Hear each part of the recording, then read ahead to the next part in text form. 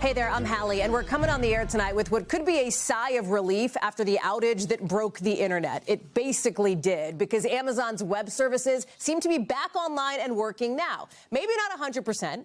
Right, but like back on the right track, according to the company on their end. That's after a glitch that pulled more than 1,000 sites offline. Snapchat, Roblox, OpenAI, Ring. Some people couldn't get into their bank platforms. They couldn't get their flight deals. And, like that freaked people out, considering parts of our very online world went kind of dark for a bit.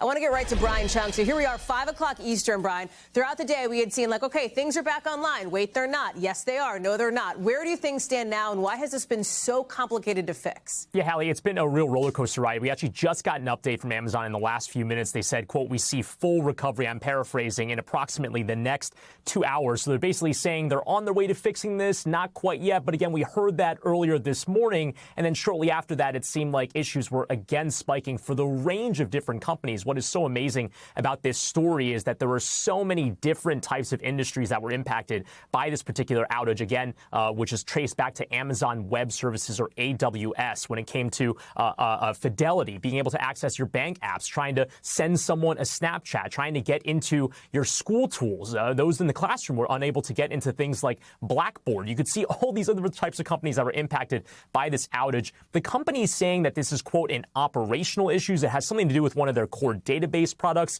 and it has to do with their Northern Virginia, not far from where you are, a facility. This is one of their many worldwide locations. But again, because the internet is so connected, it was that issue in Northern Virginia that spread to a global outage. Again, it sounds like as of right now, Amazon is able to make some progress towards getting this back online, but there were massive disruptions across the globe today, Hallie. And it's a reminder, too, Brian, that even if a disruption is short, we are so reliant on so much on the internet, and there is a big cost, psychically, but certainly financially to this. Yeah, well, I think it speaks to another big story about Amazon's scale. A lot of people are familiar with the e-commerce business, which gets those packages with that smile onto your doorstep. But actually, we have to remember that AWS is arguably their more important business driver right now. And they contract with so many different types of companies to do what they call cloud services. They basically host websites in addition to hold onto data in the cloud for these major companies, in addition to providing all these other types of IT solutions. But they have, by some estimates, a 30% market share of the entire cloud business.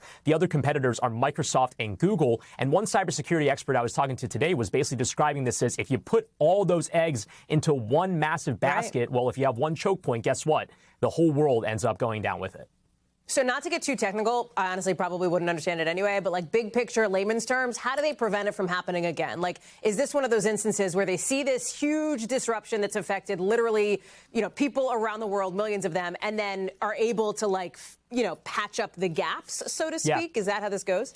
Well, look, when it comes to any sort of IT glitch, as anyone knows, it's all about trying to basically mitigate the impact of these types of things, not stopping every single instance from happening. But of course, naturally, when you have something of this scale, you really want to make sure this doesn't happen in the future. A lot of people were calling the CrowdStrike Microsoft incident from July of last year, where many people who were on those Windows computers at work ended up getting greeted with those blue screens of death, that sad face. They couldn't get into their computers. It led to massive outages at airports. People got stuck. That was in many respects a much larger issue than what we're facing right now. But that owed itself to some software update. Is it the same case with Amazon? They haven't responded to our request for comment. We asked them about whether or not this is the result of some sort of hack. They haven't said so. But cybersecurity experts I've talked to have said it doesn't look like a hack. But of course, we just don't know. This is still developing.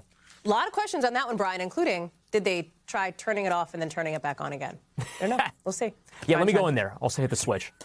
We thank you for watching, and remember, stay updated on breaking news and top stories on the NBC News app, or watch live on our YouTube channel.